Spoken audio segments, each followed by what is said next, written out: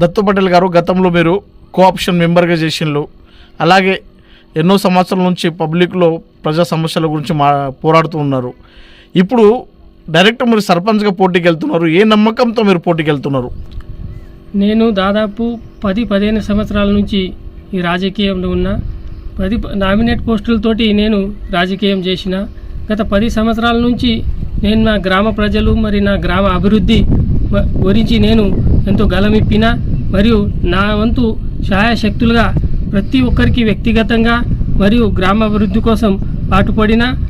ఇప్పుడు నేను ప్రత్యక్షంగా ప్రత్యేక ఓటర్కు ఓటు నాకు ఒకసారి అవకాశం ఇవ్వండి.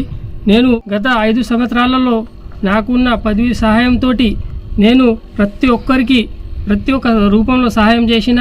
హాస్పిటల్లో కానివ్వండి, ఆఫీస్ పరంగా కానివ్వండి, వాళ్ళ వ్యక్తిగత విషయాలలో కానివ్వండి, ముందు ఉండి వాళ్ళకు వ్యక్తిగతంగా సహాయాలు చేసిన, మరి గ్రామాభివృద్ధి కోసం పాటుపడిన. కాబట్టి గత 3-4 సంవత్సరాల నుంచి గ్రామ ఆడపడుచులు మరియు గ్రామ పెద్దలు అందరూ దత్తు పటేల్ మీరు ఒకసారి సర్పంచ్ ఉంటే బాగుంటుంది, మన గ్రామ అభివృద్ధిలో విద్యావంతులు ఉన్నారు, మీకు మాట్లాడే తీరు మంచిగా ఉన్నది, మీ దగ్గర ఓపిక ఉన్నది, మీరు ఈ గ్రామాన్ని అభివృద్ధి పథంలో నడిపిస్తారన్న నమ్మకం ఉన్నది. కాబట్టి నాకు ఎంతోమంది అన్నారు. కాబట్టి వాళ్ళ ఆశతోటి వాళ్ళు అన్న ఉద్దేశంతో నేను గ్రామాన్ని అభివృద్ధి పథంలో నడిపించడానికి నేను సర్పంచ్ బరిలో ఈసారి నిలబడడం జరిగింది. మీరు ఒకవేళ ఇంతకుముందు నామినేటెడ్ పోస్ట్ అంటున్నారు, అదేవిధంగా రాజకీయంలో ఉన్నా అంటున్నారు కదా, ఇంతకుముందు ఏమైనా సేవా కార్యక్రమాలు కానీ ఏదైనా అభివృద్ధి పనులు చేసినలా? నేను ప్రతి ఒక్కరికి పార్టీలకు అతీతంగా ఊరు మొత్తం నాదే అని దాదాపు 80 కళ్యాణ లక్ష్మిలు నేను స్వయంగా వాళ్ళ డాక్యుమెంట్లు సబ్మిట్ చేయడం జరిగింది. వాళ్ళ కళ్యాణ లక్ష్మి కూడా ఇప్పించడం జరిగింది. అదేవిధంగా 50 మందికి CMRFలు కూడా ఇప్పించడం జరిగింది. ప్రతి ఒక్కరి హాస్పిటల్ విషయంలో కూడా ముందుండి వాళ్ళకి సాయం చేయడం జరిగింది. ప్రతి ఒక్క MRO ఆఫీసుల విషయంలో కానివ్వండి, మా దగ్గర కొద్దిగా అన్ఎడ్యుకేటెడ్ పర్సన్స్ ఉన్నారు, కొద్దిగా పాపం బీద ప్రజలు ఉన్నారు. కాబట్టి వాళ్ళకి ఆఫీస్ విషయాలు తెలియవు. కాబట్టి నేను ప్రతి ఒక్కగా వ్యక్తిగతంగా వాళ్ళకి తీసుకుపోయి ఆఫీస్ పరంగా కూడా MRO office, MPDO office, police station వివిధ మాధ్యమాల ద్వారా నేను వాళ్ళకి సేవా కార్యక్రమాలు నిర్వహించడం జరిగింది. మీరు గెలిస్తే సర్పంచ్గా ఒకవేళ రేపటి రోజు యువకుల కోసం ఏం చేస్తారు గ్రామంలో? నేను ప్రతి ఒక్క యువతకు మా దగ్గర యువత చాలామంది ఉన్నారు. కాకపోతే ఉద్యోగపరంగా ఉద్యోగాలు తక్కువ ఉన్నాయి. కాబట్టి వాళ్ళకు ఉద్యోగ అవకాశాలు ఇప్పించేందుకు వాళ్ళకు ఒక స్టడీ సర్కిల్ని ఏర్పాటు చేసి వాళ్ళకు అన్ని విధాలుగా ప్రోత్సాహకాలు అందిస్తాను. అదేవిధంగా మనకు కావాల్సింది విద్య, వైద్య, ఆరోగ్యం, ఈ చిన్న విషయాలు మా గ్రామంలో అందుబాటులో ఉండేటట్టు చూస్తాను.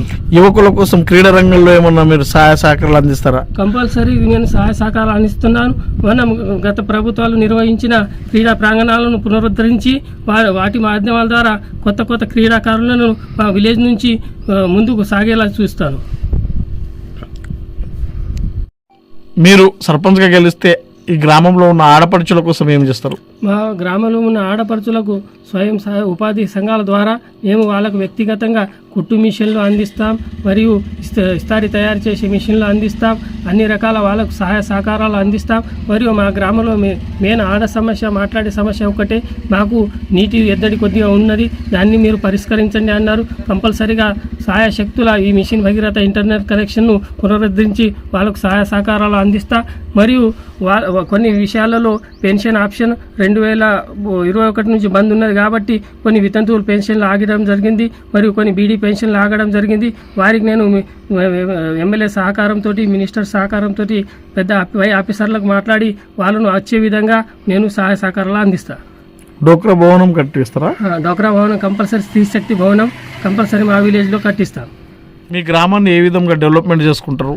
గ్రామం అభివృద్ధి చెందాలంటే ముందు మా గ్రామంలో మ్యాక్సిమం రైతు సోదరులే ఉన్నారు. ఆ రైతు సోదరులు అభివృద్ధి చెందితే గ్రామం అభివృద్ధి చెందుతుంది. ఆ రైతు సోదరులు అభివృద్ధి చెందాలంటే మాకు పొలాలకు వెళ్ళే రోడ్లు సరిగా లేవు. వాటిని మేము గ్రావెల్ రోడ్లుగా మారుస్తాం. కంపల్సరీ ఆ రోడ్లను గ్రావెల్ రోడ్లుగా మార్చి, మరియు అదేవిధంగా ఇంటర్నల్ రోడ్లు ఉన్న సీసీ రోడ్లు, డ్రైనేజ్లు, మరియు అన్ని విధాలుగా మా గ్రామాన్ని నేను అభివృద్ధి పథంలో నడిపిస్తానని, అదేవిధంగా మా గ్రామంలో ముఖ్యంగా పచ్చదనం పరిశుభ్రత కంటిన్యూగా అమలు అయ్యే విధంగా నేను నా వంతుగా కృషి చేస్తానని, విలేజ్లో అదేవిధంగా దాదాపు అన్ని కుల సంఘాల భవనాల నిర్మాణానికి నా వంతుగా నేను కృషి చేస్తాను, నిర్మిస్తున్నాను. అదేవిధంగా గ్రామంలో శాంతి భద్రతల విషయంలో ప్రతి ఒక్క వీధిలో వీధి లైట్లు మరియు సీసీ కెమెరాలను ఏర్పాటు చేసి గ్రామంలో అన్ని వర్గాల వారు, అన్ని కులాల వారు శాంతియుతంగా ప్రశాంతంగా ఉండేటట్టుగా నా వంతుగా సహాయ సహకారాలు అందిస్తాను.